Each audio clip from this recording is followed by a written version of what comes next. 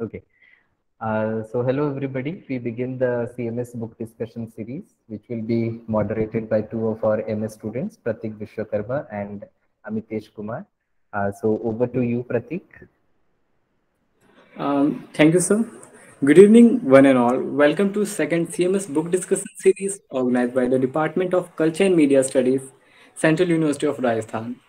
Today, we have with us the founding member of our CMS department, Professor Anjali Montero ma'am and Professor KP Jaisankar sir, along with Dr. Faizullah sir from School of Media and Culture Studies, Tata Institute of Social Science, Mumbai, to discuss their edited volume titled Many Voices, Many World Critical Perspective on Community Media in India, published by SAGE in 2021. Before we begin, I would like to mention that this session is being recorded and the participants are requested to keep their mic off during the session. The speaker would be discussing about their work for around 30 to 40 minutes, followed by question and answer session from the participants. The question and answer session will be moderated by Amitesh. Participants may unmute themselves and ask their question, or they can type their queries in chat box along with their names and institutional affiliations. Now, I request Dr. Nicholas Lakra, sir, coordinator of CMS department, to give the welcome note. Sir. Thank you, Pratik. I'm here to welcome the speakers, guest speakers of today's book discussion session, and also I'd like to welcome all the participants. I would like to just, before welcoming word of welcome, I speak a word of welcome. Just I would like to tell about this program. As it is said that it is a book series discussion, and it is second book series discussion.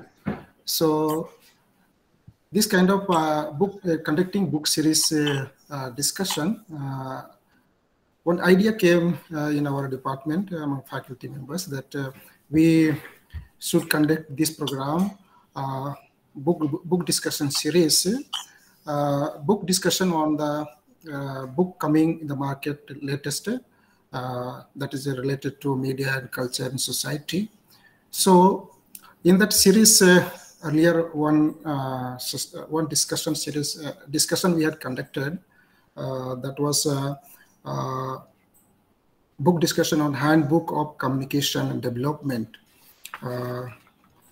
Important editors were Srinivas Malkote and Arvind Singhal. So they were invited for to speak about the book, and especially Srinivasan sir was in the discussion. He shared about the book, and there were a lot of participants and took part in question answer session. So in that series, this is a second one. Purpose of this kind of conducting book discussion series that we provide a platform to discuss about what is a book, what are the books coming latest in the market in the sphere of society, culture, and media. So this book discussion series, I count it very important, and we see that this book came. Many voices and many world, and it is very outstanding work. So we thought that we picked up this book, and we thought that this book is very important, and therefore let us organize a discussion and invite contributors or the editors to speak about, so that whoever participate in this discussion will be enlightened by. So I would like to invite everyone, and especially the editors, Dr. Faizullah and Professor Anjali Montero and KP Jaisankar, who are working or associated or connected with the Tata Institute of Social Science in Mumbai. So Professor Anjali Montero and KP Jaisankar are well known figure in the field of media and communication and development studies. And also they are not very new to us, to department. They have been associated from the beginning, very beginning of this department existence. And as Pratik was telling, the founder of this department. So KP Jaishankar and Anjali Montero, I would like to welcome on behalf of our department and organizing committee. I would like to welcome, and also I would like to welcome Faiz Ullah, who is also he's the editor of this book. So they are directly connected here in this platform, and they are to speak about the book. And also more than that, we can read the book and understand and learn about, but in person they are here to speak about the book, and also more it provides a chance for others also to ask questions. So like that discussion will be very fruitful, like that I take. So I invite, welcome Professor Anjali Montero, KP Jaishankar, and Dr. Faiz Ullah in this book discussion. They have been. This book is very outstanding. As I see that this book is oriented towards deepening democracy and speaks about critically reflects about governance, policy making, and development. So this is this kind of concept or topics are very, very significant in our country, especially communication studies. Communication studies should be related to development and policy making and governance. So that way I look this book, which is very outstanding. So there are many contributors in this the book, like including Vinod Paurala and Kanchan Malik. So they are also here, especially Kanchan Malik is here. So I'd like to welcome all the contributors if they are present here. And also I welcome everyone. So with these words, I just to take ahead the session. Thank you, Mr. Sir.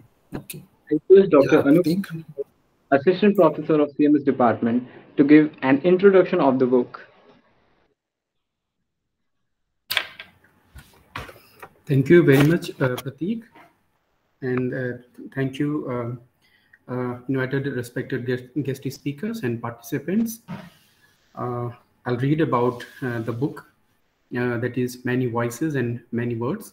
So this book, Many Voices and Many Words, Critical Perspective on Community Media in India, is a critical reflection on governance in policy making, development, disability, knowledge, and other social markers in the context of community media, bringing together different modes of community media, such as video, radio, theater, information and communication technologies, ICT, and new media into a productive conversation with each other.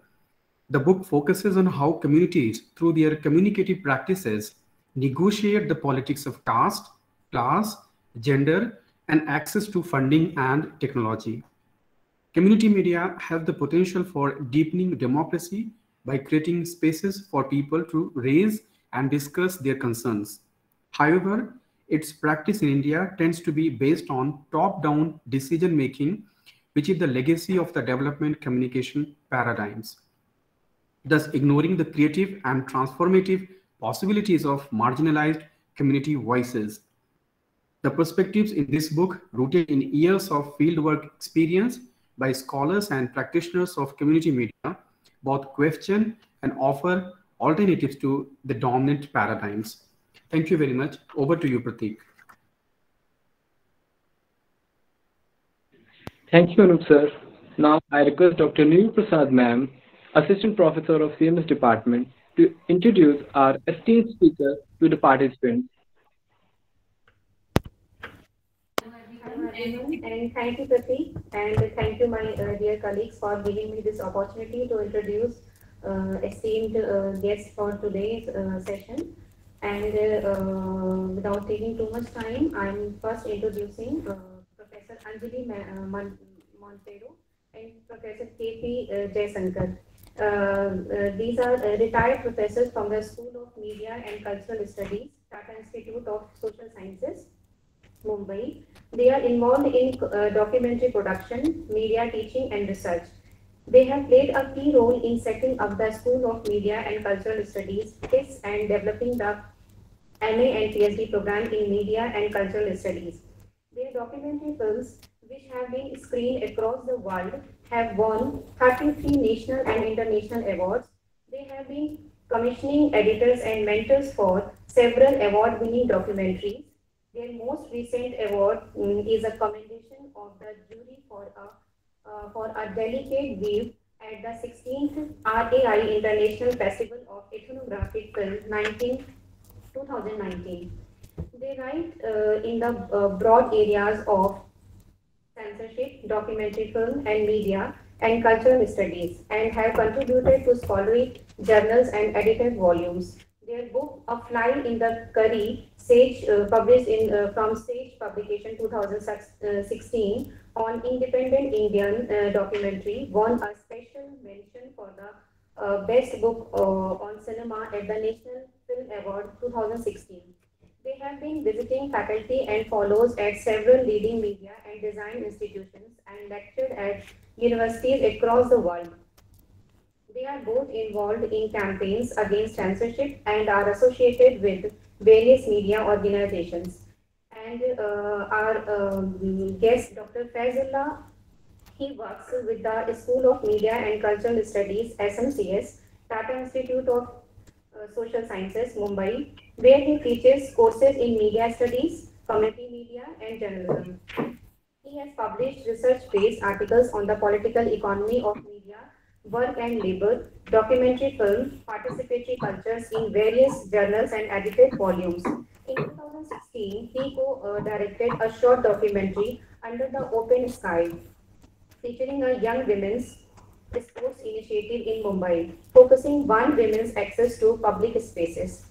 In 2017, he co-translated noted Urdu writer Intizar Hussain, Cultural History of Delhi, as Once There Was a City Named Delhi.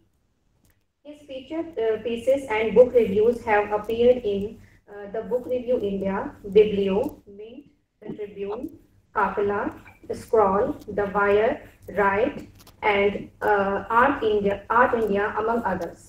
Before joining SMCS, he worked as a news and feature producer with NDTV, Reliance Media Works, and Bloomberg TV. So I am inviting these esteemed guests for today's session, and really I feel my pleasure in introducing guests. So over to Prateek. Yes, ma'am. Thank you, Niru ma'am.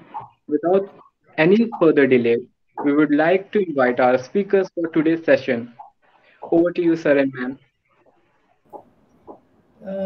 Good evening, everybody, and we are really grateful to the Department of Culture and Media Studies for inviting us for this session. And this is the first session we are having on this book, so it's a great occasion for the three of us. And also we with all of you, many friends as well as contributors of this book, which has added much value to this volume.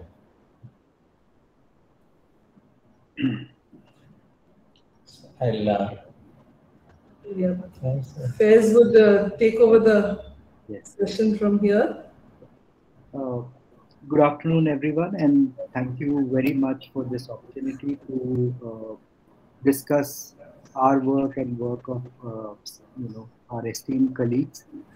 This book is one of the outcomes of teaching program, PG Diploma in Community Media, that we offered at the SMCS between 2012 and 17, and it was supported by a small grant under the Innovative Program Scheme of the UGC. It's particularly heartening to see colleagues from SN School, University of Hyderabad, who've been of immense support and have always helped us in the design and delivery of this program. And it's really heartening to have them here with us.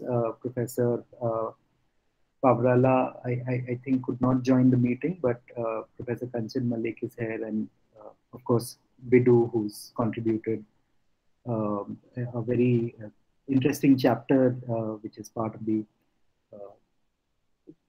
section on community radio. So the philosophical underpinnings of this program, PGDCM, came from a specific orientation of research and documentary film practice at our school, and both of faculty as well as students, where we reflect and critically respond to debates around issues of representation and power relations within the context of knowledge production. So, for example, we don't make film on communities. We don't make film for communities either.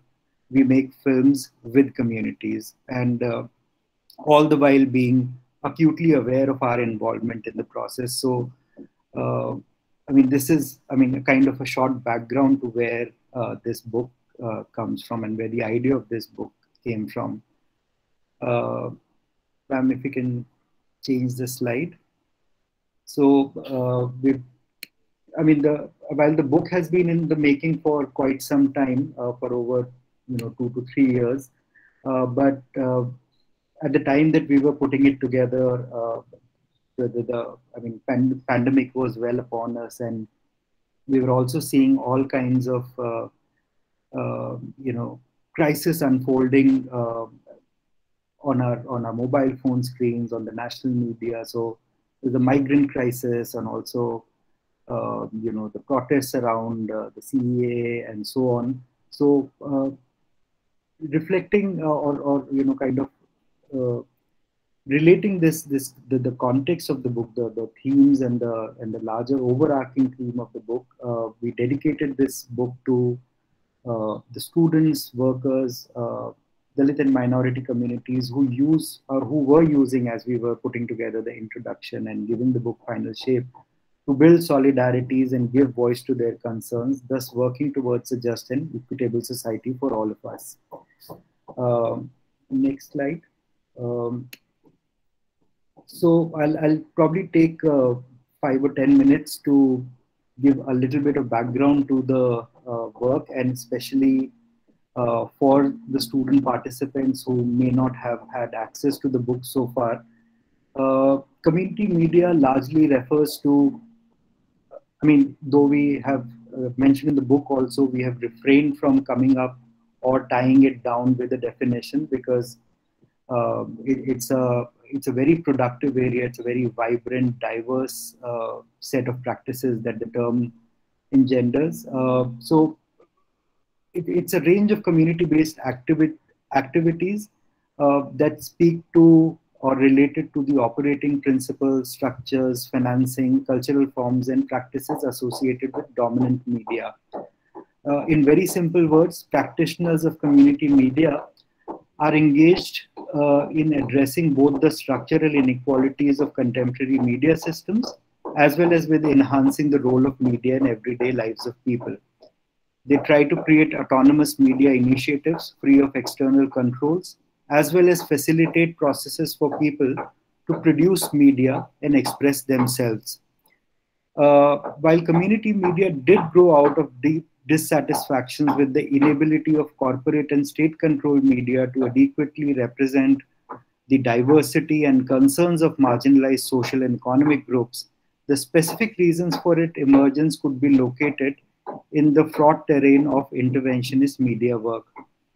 Most of the such work is carried out, of course, by civil society groups, but does not account for substantive participation of their so-called target communities, and quite often remains rooted in the widely contested behavioral change paradigms. Community media practitioners, on the other hand, actively engage with the questions of ownership and control of media initiatives, their democratic functioning, and their potential for progressive change. So, like it's already been mentioned in the introduction to the book, but I'll nevertheless repeat it again and underline it, that community media, it's a project that's been very dear for us and important for us for its promise of democratization of not only means of media and communication technologies, but as a way for people to participate fully in collective and social political life as citizens. Before I go into the text that you can see on the slide right now, there are 2 or 3 reasons why we're talking about community media, even in the age when all of us are, connected or wired in almost all the time, perennially available. There are screens all around us. We're consuming all kinds of media from world over. Facebook, Twitter, Instagram, and thanks to, or rather not thanks to, but we've passed the geo moment, so to speak. It's now a recognized landmark, which has in some ways democratized access to internet, but we also need to be kind of mindful of the costs that citizens and society has to pay. So the couple of reasons why we thought that a book like this is very, very it's relevant to the times. It speaks to the contemporary concerns, is because it provides, community media provides an excellent context for people to exercise their communication rights. So we talk about freedom of expression and so on, the promise that have been enshrined in the Constitution. So it's a promise, yes, but it requires certain kind of conditions, certain kind of spaces and opportunities and infrastructure to be substantively realized. So, I mean, that freedom of expression is there, but how do people express themselves? Where do they express themselves? Are there even opportunities for them to express themselves? So many advances have been made in this regard. For example, the movement for community radio that has been made possible by the tireless engagement by scholars, activists, practitioners of all kinds, technology enthusiasts. And that's why we have something like community radio today, because the citizens kind of demanded it, fought for it, campaigned for it, and so on. So that gave all of us citizens, everyone including, a space of our own, like it's promised in the Constitution, but also been endorsed by Supreme Court of India, who said that the airwaves belong to the people. But how do people exercise this ownership if it belongs to them, if they don't get to broadcast and don't get to say what they want to say? The second reason is, as more and more aspects of our lives come to be increasingly mediatized, you need a COVID shot, you need to register a slot on CoWIN, you need to have, it's kind of premised on the fact that you have a device and you can access internet. You want to send friends some money, you need internet. Health, of course, I mentioned COVID shots and so on, and education, the fact that we can meet even during the challenging circumstances of the pandemic and the lockdown requires internet. If access to internet determines how I can participate in social, economic, and cultural spheres, then surely it can't merely depend on the service of private profit-oriented corporations. So if you take out, Jio, Vodafone, Airtel, etc., out of the equation, how is the citizen supposed to, or how is the citizen who can't afford these services supposed to participate in all of these realms? And I spoke about Twitter, Facebook, Instagram, access to, we say that, there's a democratization and digital divide has been narrowed, or at least the access has improved lately. But it is also essential in this context to critically assess the claims of media technologies and platforms that claim to be public or that they claim to be emancipatory. Because the fruits of such transformations, this access to Facebook, Instagram, Twitter, all other kinds of apps that we use, have proportionately accrued to large corporations and the state in the form of profits and user data.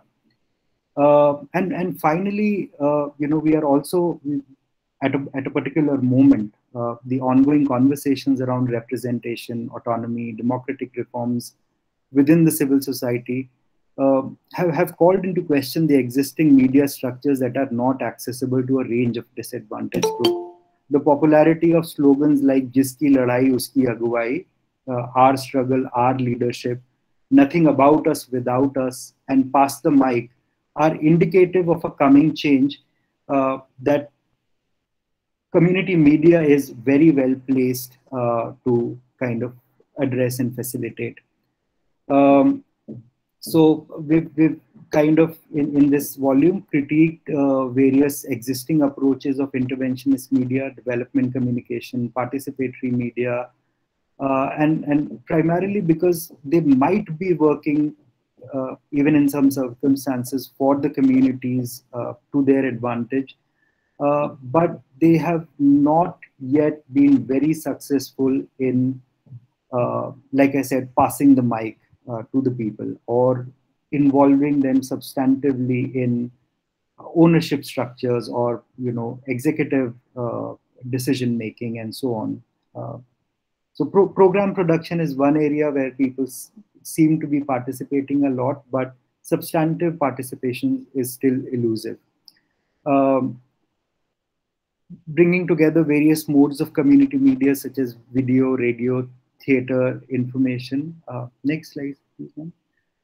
Into a productive conversation with each other, the book focuses on how communities, through their communicative practices, negotiate the politics of caste, class, and gender to access to funding and technology. The essays in the volume reframe community media as a question of power and politics, radically departing from the notion of media being used instrumentally for development and empowerment. So we'll now go into the contents of the book, how we've organized the book, and I hand over to Professor Montero and Jayashankar for the next part of the presentation. Yeah, so we'll give a brief introduction to the contents of the book, and I would look at the first two sections. When we start the book, with, of course, the introduction Faiz has already spoken about, but we have a wonderful foreword by Mr. P.V. Satish, who all of you must be knowing as a pioneer in the community media efforts in the country, and whose very inspiring work with the Deccan Development Society has changed the discourse on community media. And then we have 4 sections. So the book is divided into 4 sections. The first is called Waves of Freedom, Community Radio and its Discontents. And the chapters in this section critically look at the institution of community radio in India over a decade and a half after the first community radio station was established, from the perspectives of political economy, gender, caste, and indigenous identities. The second section, In Their Own Moving Image, Community Video Practices, it engages, as is evident from the title, with a range of community media practices in contemporary contexts that allow for a critical and comparative assessment of how they negotiate with the underlying principles of community media processes, which are reflexive engagement with the communities and building of their capacities to express themselves, and the concrete forms that these assume. In the third section, Durable Margins, Reclaiming Asserting Citizenship, we look at how citizenship is claimed and negotiated by communities in situations characterized by sharp inequities in access to resources and the media, which Faiz was talking about a moment ago. Of course, the availability of cheap mobile devices makes possible certain kind of expansion or the possible expansion of the public sphere to include voices that were hitherto marginalized and denied space. And the final section, Trajectories of Change, Spaces of Hope, looks at a range of community-initiated cultural processes as they play out among different kinds of communities, rural communities, self-organizing urban groups, online feminist collectives, and the social context of technology. And they help provisionally diagram the wider shifts in community media praxis. Now we go to section 1 and the details of the papers therein. So the first paper, which is by Professors Bavrala and Malik, and we are very happy to have Professor Malik here, offer a sobering assessment of the community radio movement, holding it to scrutiny for sidestepping the political questions in its brief but significant growth trajectory. Envisioned as a political project to make what was hitherto inaudible, not only audible but also meaningful, the advocacy for the community radio sector unfortunately couched its demands in the rhetoric of development as opposed to communication rights, in order to make it more palatable to the political elite and the bureaucracy. While that strategy worked in the corridors of power, which eventually opened up to the idea of community broadcasting, it effectively shut the doors to the radical possibilities of community participation and autonomy, and this paper explores that. The next chapter by Dr. Bidubhushan Das, who is also with us, is based on an ethnographic study of 2 community radio stations in the Bundelkhand region of UP, with an emphasis on delineating participation of Dalits and Adivasis and representation of their concerns. Dr. Dash's assessment indicts the larger community radio network in Bundelkhand as being, as he says, re-feudalized by NGOs who seem to cater to the emerging middle-class bourgeoisie at the expense of marginalized communities like Adivasis and Dalits. The final chapter in this section by Shweta Radhakrishnan presents a participatory account of a community radio station in the hilly North Indian state of Uttarakhand, while foregrounding gender relations in the larger community as well as the station.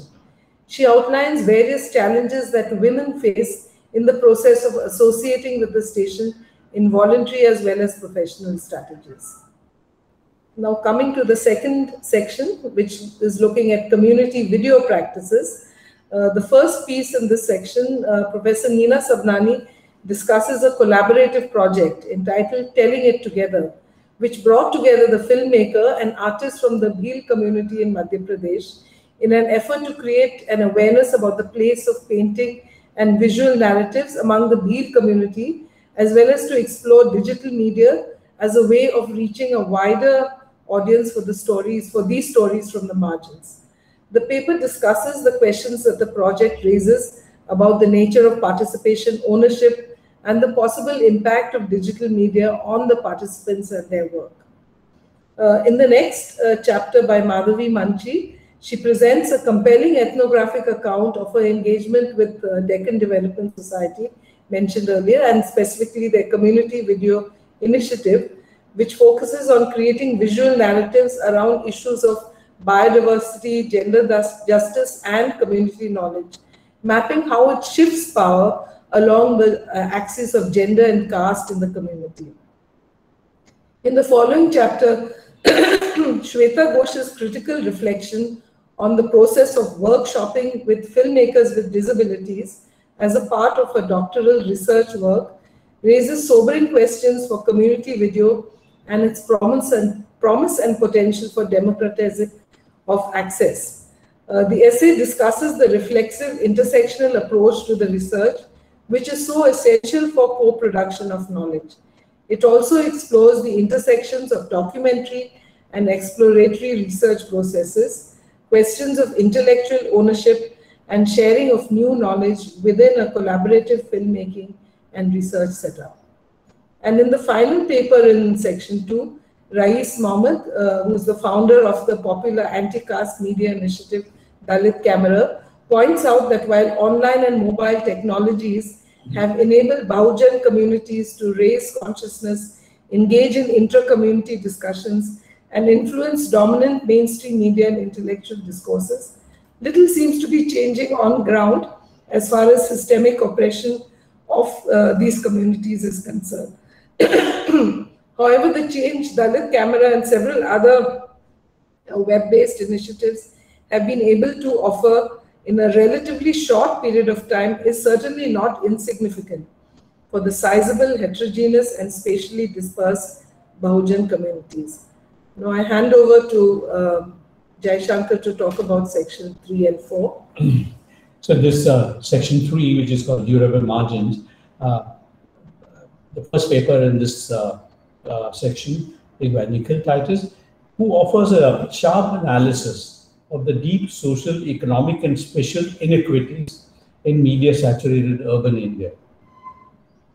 However, several young people from marginalized neighborhoods have begun to engage in media making at the crossroads of hip-hop and TikTok, churning out a wide variety of cultural productions which are not immediately reducible to issues or complaints.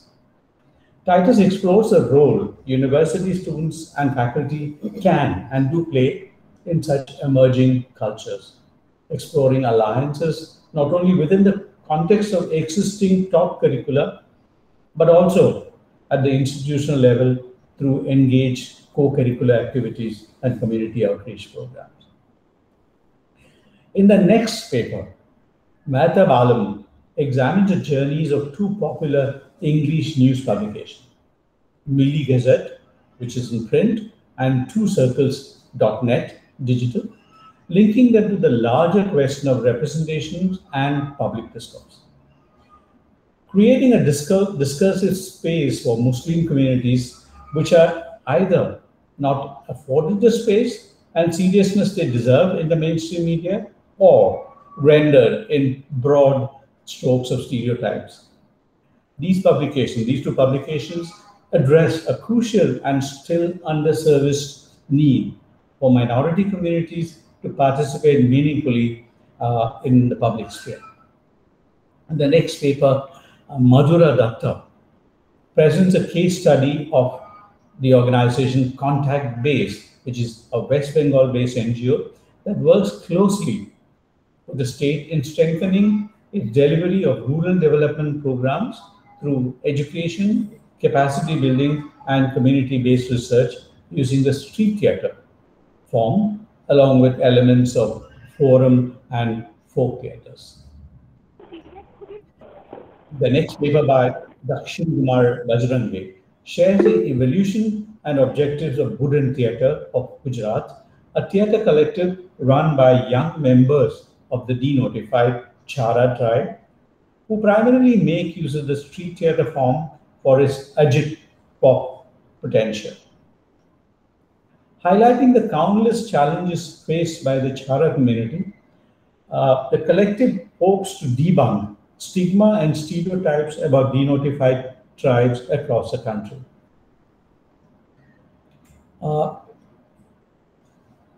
Section 4, called entitled Trajectories of Change. The first paper by Montero and Jai Shankar discusses the community media initiatives of the Kutch Mahila Vikas Sangathan, which draws on local cultural traditions. These open-ended, plural and subversive traditions have faced a double-edged cultural genocide from the nationalist project of scientific modern certainty and also the reinvented muscular tradition of the Hindu right. The paper points to the need to use these cultural spaces, which community media communicators enter, to interrogate their own location in modernity, in the process also questioning the normalized relations of power that obtain in community media initiatives.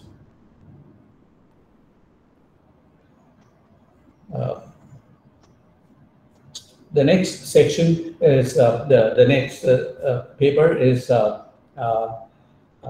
by Fez, starting with a critique of notion of public sphere as it plays in out in inequitable, uneven society, the paper points out the space for expression of subaltern interests and aspirations.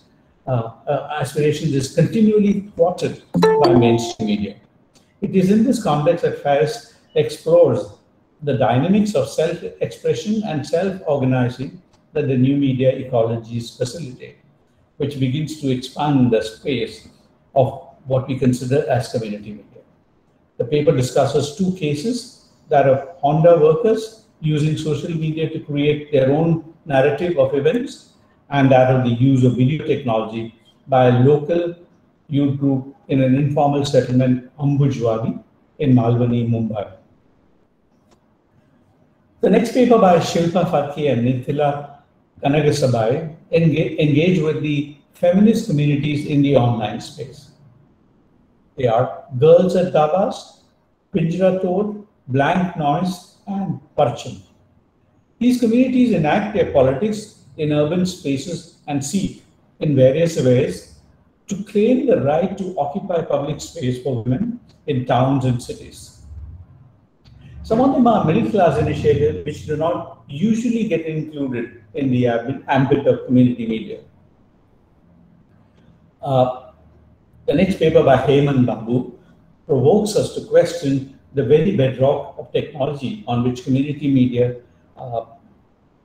in the 21st century tends to be based. It looks at how young people are eschewing the corporate-based social media platforms, which are prone to arm twisting by the state and creating their own local homegrown solution based on open source software that fly under the radar of the state and corporate surveillance. The paper explores many such examples created by individuals, driven not by the profit motive, but by the desire to provide independent and secure platform to those who seek to resist the power of states and corporations the world over. Thank you. So that's, in a nutshell, the sections of the book. And now we go on to reading of a small excerpt from the introduction, which Faiz will do. So this is the concluding section from the introductory chapter, and the subtitle is Rethinking the Space of the Political. In many ways, the themes discussed in this volume have come out of dissatisfaction with contemporary community media practices, primarily community radio, and somewhat cocooned existence that it has been pushed into through restrictions imposed by the state, which seek to divest it of any taint of the political.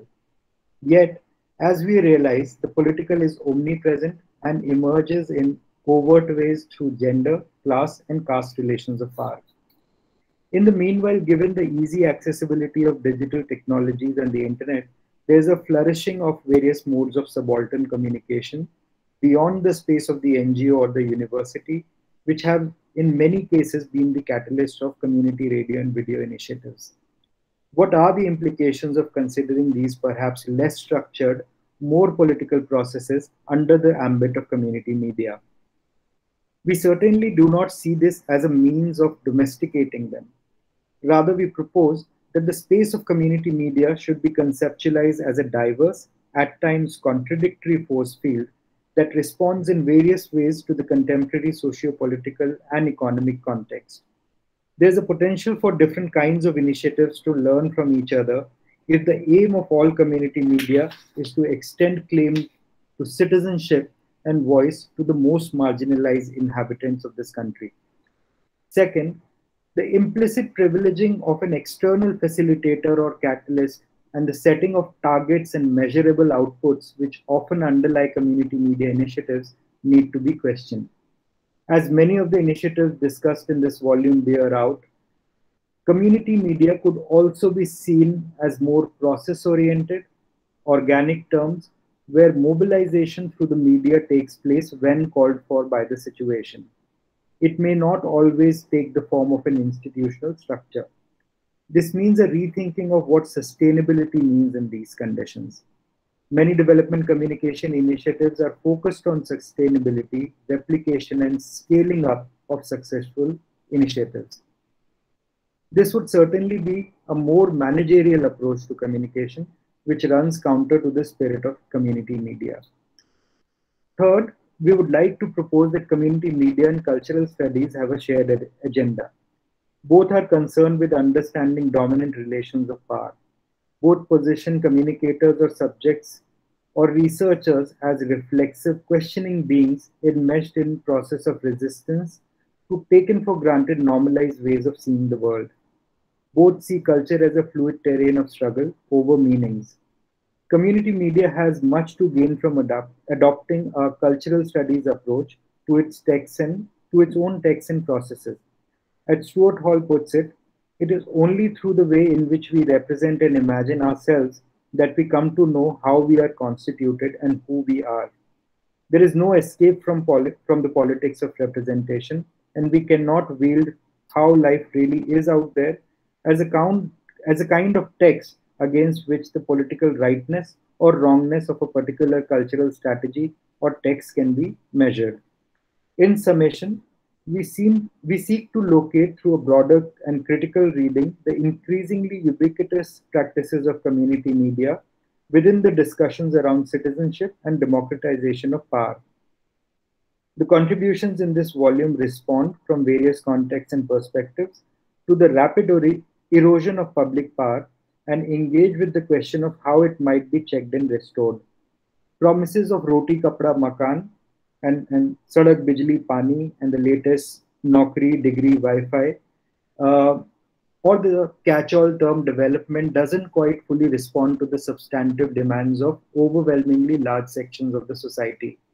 Their demands include all of these, of course, but more. As all the contributions clearly demonstrate, the questions of autonomy and substantive participation in social, economic, and political structures form the larger horizon of contemporary struggles. Thank you.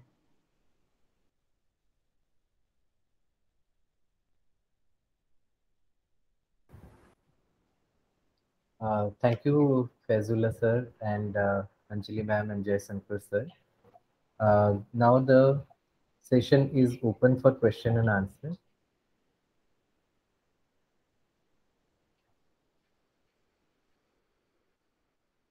If you have any questions, kindly put them in the chat box, or you can unmute yourself and you may ask the question.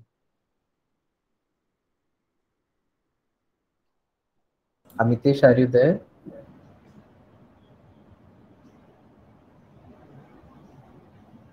Okay, I think Amitesh has some network issue.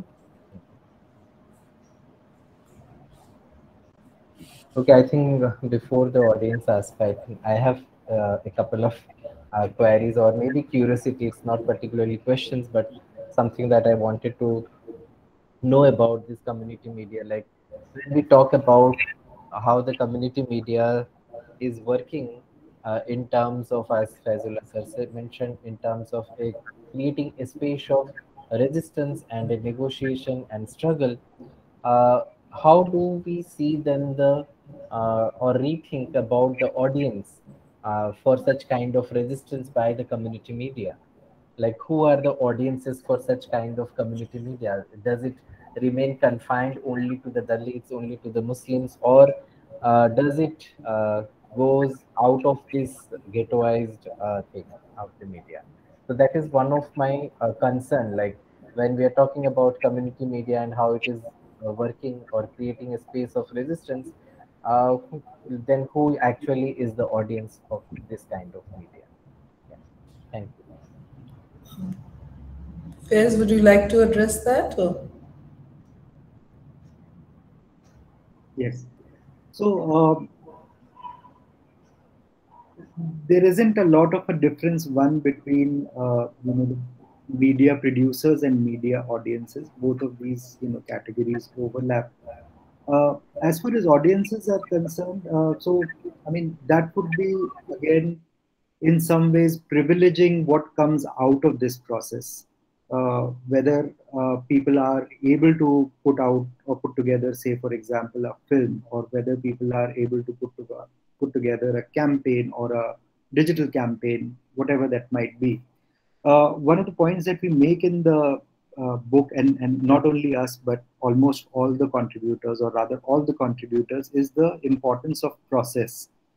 The process in which people engage in, while making media, learn more about themselves, about their place in the world, and so on. And communities are not, they don't exist a priori. I mean, communities also have to be mobilized. So there are, say, for example, students on a campus of a particular university, but it's not a community. Right? It's a community when people from humanities start talking to the people in sciences, people in a hostel start talking to another hostel. Then there is not so much of a concern about who's listening to these conversations or what these communications amount to. But by the end of this conversation, if there is ever an end, is that this community comes into being, which otherwise is then kind of addressed as in silos, for example, or other kinds of markers, and kind of addressed from the top. It could be the administration, it could be the media from outside, it could be even the classroom structures and so on. But the student community comes into own as they start communicating. Not so much what is the outcome of that communication.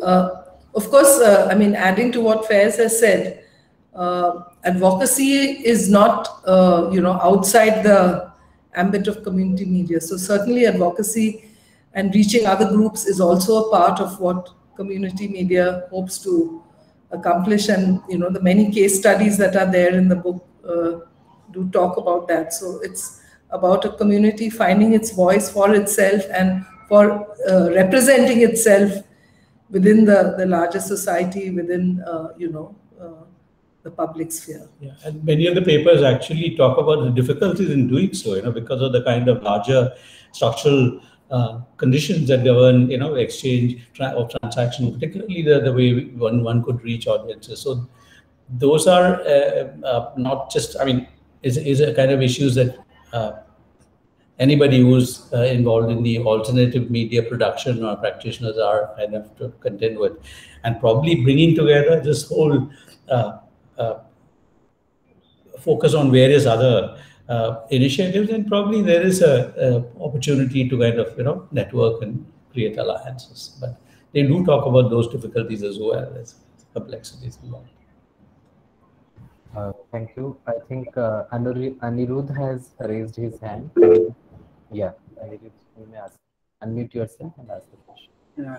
Thank you so much, Prantha, for the opportunity, and thank you, professors, for that insightful presentation on the book. I'm sorry that I'm yet to fully read the book, but I've gone through some of the excerpts, some of the interesting chapters that the book has. I have a couple of questions in reference to certain terminologies that we use, particularly as a research student working in this domain particularly. Terms like participation, alternative. So these are not, ideas that to be used so loosely. There are so much of complexities that we need to encounter. There are so much of complexities we need to make sense of while writing on it, while making sense of it. So I'd like to know when we use terms like alternative, community media, positioning community media as an alternative to what? And during my own field work also, I get a sense that when we say that community radio station or a community video project located or functioning out of a very locationally disadvantaged space, there is also fear, there is also a sense of uncertainty that this particular alternative media that we term as community radio or community video project might someday grow up to the scale that might be termed as a mainstream media within the community itself. The possibility is there. Second thing is related to participation. that when we talk of participation in reference to community participation in community media, are we talking about participation on a particular level, or are we talking about participation, active participation, quote unquote, when it comes to organization, production, and distribution of program, creation of program, dissemination of program as well? And the last question I have, I personally feel that there is a paucity of literature when it comes to alternative and community media literature, particularly within South Asia, within the region of South Asia, that the scholarship is not yet engaging with the questions of identity, questions of culture. So do you also come across this possibility of a possible cultural turn that community and alternative media studies might go through in coming years in order to make sense of the issues and questions of culture and identities in this region? Thank you.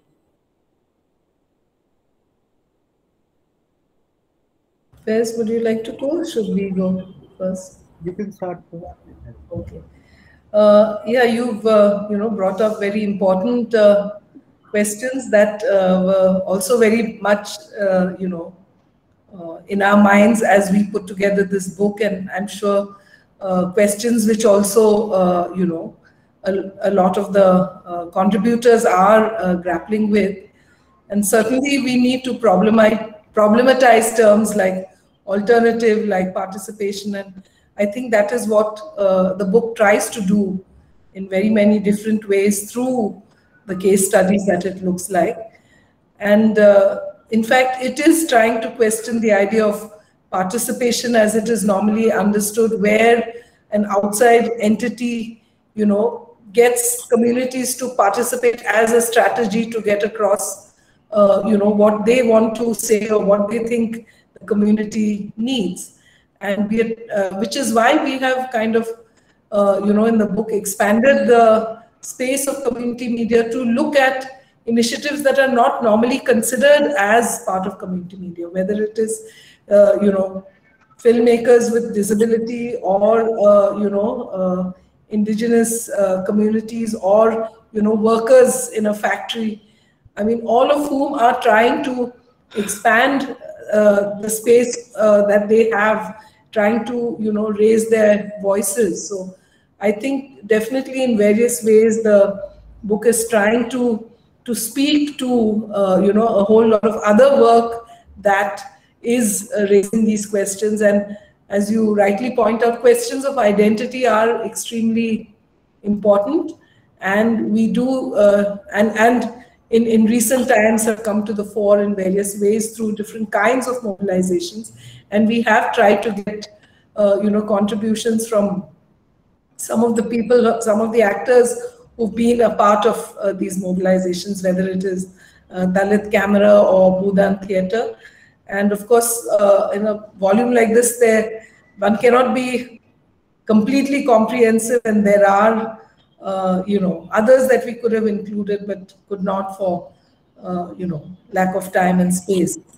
But this is just a start, an initial attempt.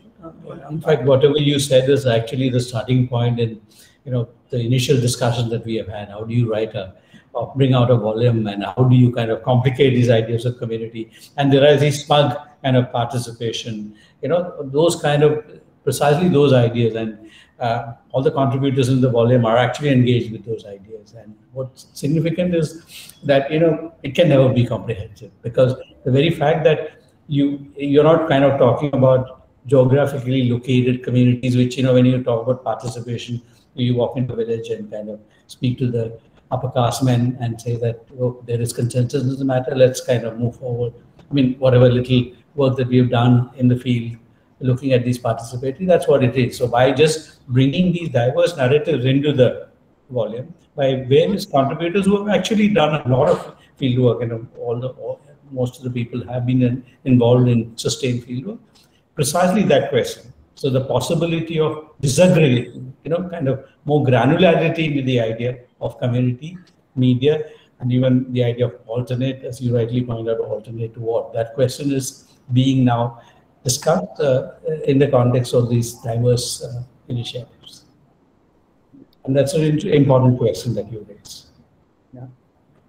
The larger framework that we've worked at is, kind of look at it as a, kind of a triad. So state, market, and society. And so we locate community media, of course, in the social realm, but also kind of make a distinction between civil society and those who can't even access civil society and civil society institutions and initiatives. So in my own experience, like for example, you would call a trade union a civil society organization. These are people who come together voluntarily for a particular end, right? But there is a large, in any given, so for example, any given large assembly plant or a factory, less than 1/3 of the people would be part of the trade union because they are permanent workers and so on. 2/3 are left out. They're apprentices. They are, working on contract, subcontracted at many levels, and so on. How can they participate? How do they represent themselves, and so on? So as far as alternative is concerned, so most of the times alternative media is kind of usually considered a part of the domain of civil society, where citizens come and offer alternative to state and market institutions. But one of the things that we have kind of also addressed is what is also happening, what are the inequities which are baked into the social as well, and how even civil society in most of the times can turn exclusionary, or as Neera Chandok calls it, also uncivil. And we're seeing a lot of instances of that in the contemporary context.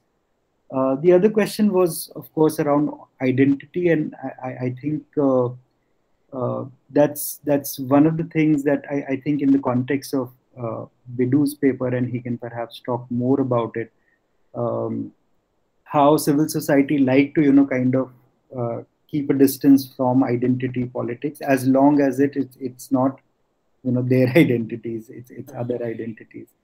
So I think if Bidu can perhaps also come in here and talk about identity in the context of. Thank you, Faiz. Thank you, Anirudh. Hope I'm audible. Yeah. So, in fact, it's very interesting observation I had. It was my ethnography in Bundelkhand, where I spent around 8 months in 2 radio stations. And one radio station, both are NGO-run radio stations. In one radio station where you can see their orientation, their funding agencies, as orientation, many things are relating to mostly to the marginalized communities. And the other NGO, which is having orientation towards sustainable livelihood, technology, and other things, and which affects which help the organizations to rebuild, restructure the community identity, you can say, and create the space for the communities, especially when we talk about identities, we talk about communities within the community which is already defined by the state policy or community radio policy. Okay, so here I see that if the parent organization or the funding agencies which are supporting, if they are oriented towards that kind of, you can say, establishing the identity, or you can say having voices on those identities, then the organizations or the initiative, community initiatives having those kind of identities. But as Faiz, Jaishankar sir, and Anjali raised the question, and in fact the book is a very good collection of chapters which you will hardly get in other books, because why I say so, there, as you said, there are very less contribution on community media in India, and most of the contribution as like documentation kind of thing. Looking at literature in a very critical perspective, hardly we get those literature in Indian cases. Okay, and this book is a very great contribution in that way, and I think many chapters are critically questioning, academically scrutinizing the idea of identity though not in a very, you can say, identity, though not a single chapter, though not the chapters are focusing mostly on identity, but they have asked or they have questioned or academically scrutinized the identity politics within the community radio sphere, community media sphere in the book. Thank you, Faiz, for giving me scope. Yeah. Thank you. Thank you, Vidu, for the comment. We have a question from Dr. Nicholas Lacra. Yes, sir. Thank you, Pranta. First of all, I have appreciation for this book.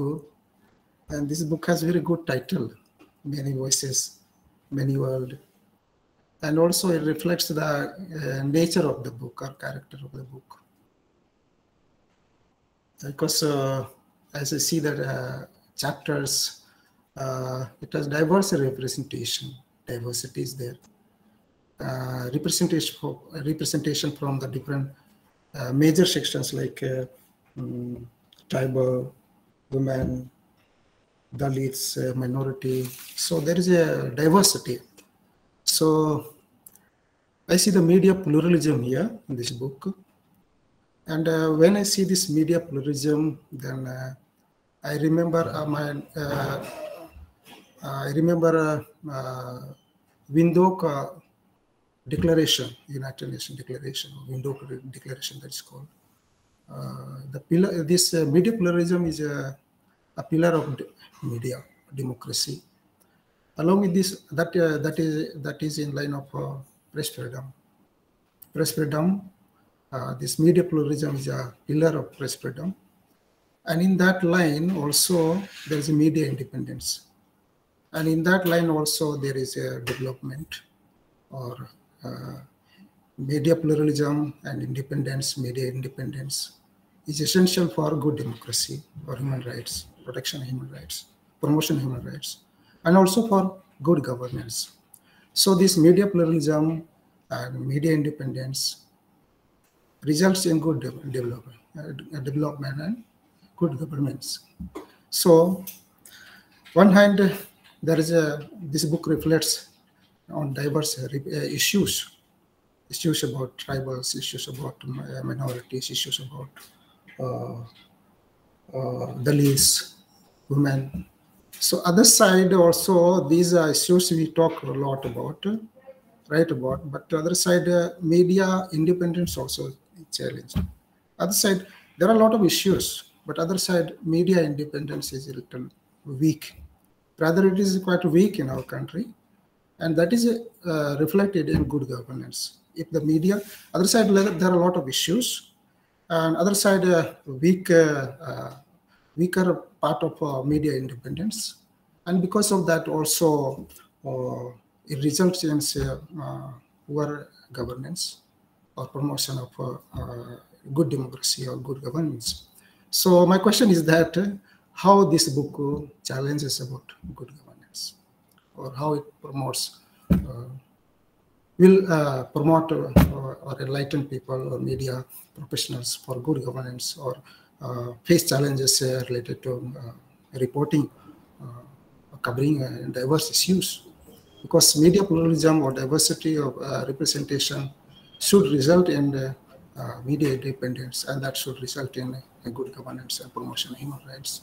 So this is my just this kind of reflection is coming in mind. So Professor Jaishankar has a lot of things he has experienced. So just I think sir may be able to enlighten this in this regard.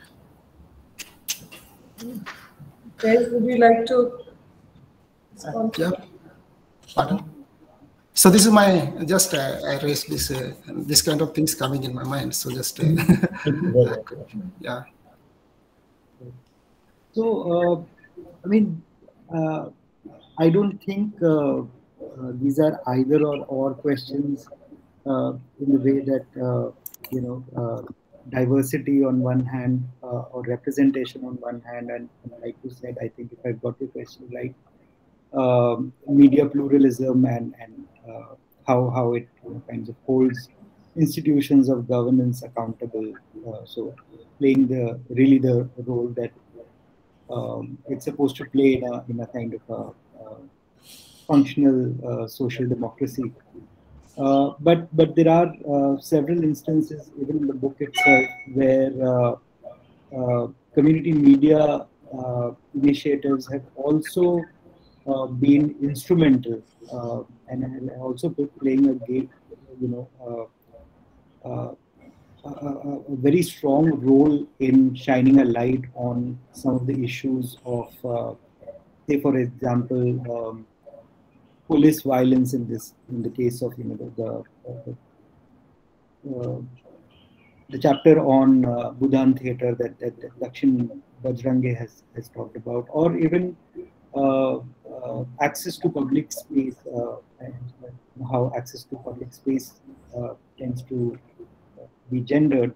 Shilpa and Mithila have kind of talked about. So these are community media initiatives which are also raising issues for which there isn't a lot of place in the so-called mainstream media or the other media that is available at the time being.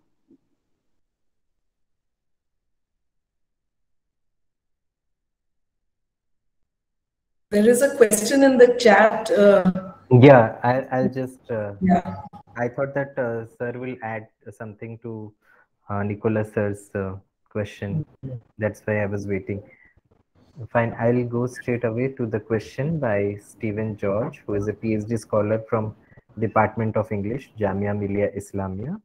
And he praises the book and looks forward to read the book. And his question is, community media highlights a component of voices and community building practices in the global south as against what can be termed as mainstream media practices. So looking at these peripheral practices of community media, are you also attempting to redefine the category of media, where media is not seen as a central figure dominated by consumption and reception? Because isn't community media really the central threshold of what should be rethought as the mainstream media? Yeah, thank you, Stephen, for the question. Over to you, ma'am and sir. Yeah, I think that's a very perceptive observation, and throughout the book as well as in the introduction, we've tried to stress, for instance, that we're not looking at community media as producing products, but the process itself and what happens to communities through that process is perhaps as important and as part of what we consider as community media as the product. Sometimes the product is less important. So the traditional way of looking at a product that is produced and received needs to be probably rethought. And that's why also, in a sense, we spoke about how we see some kinds of resonances between studies of community media and cultural studies, because I think cultural studies is also stressing a lot on the very fluid, dynamic terrain, culture as a terrain of struggle, rather than culture as products to be consumed or a text to be analyzed, but the very fluid terrain on which we communicate and in the process use various kinds of media. And today, with the new information and communication technologies, we see how really fluid and dynamic this terrain is, sometimes terrifyingly so, as in the case of WhatsApp rumors and fake news and all of that. So I mean, I think the very technologies that are emerging today are questioning the idea of mainstream media and other media, and are really throwing open that question of what is media, who produces media. Everyone is becoming a curator of content. So can we really look? Of course, there are media that are within that, mass media format still, but all of them are, in a state of decline, or they're having to take new forms in order to handle the kind of technological, mediascapes in which we find ourselves.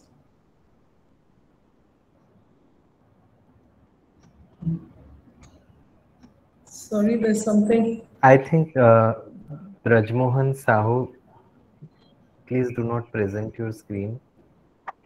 If you have any question, you may please ask.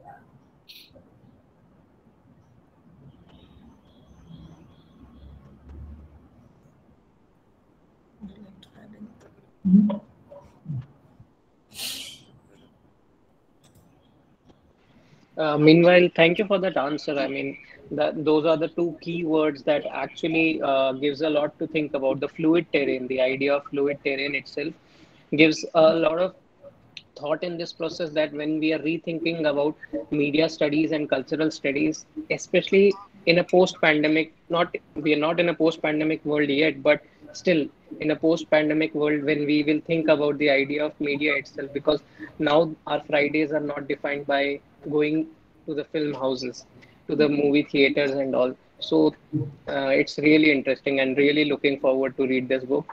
Great. Congratulations to the entire team, Faiz, KP, Jaishankar, and Anjali Montaro. Thank you very much. I think we do not have any more questions. So with this, we come to an end of this book discussion session. So I'd like to propose a vote of thanks to our three eminent speakers, Dr. Faizullah, Professor Anjali Montaro, and Professor KP Jaishankar sir.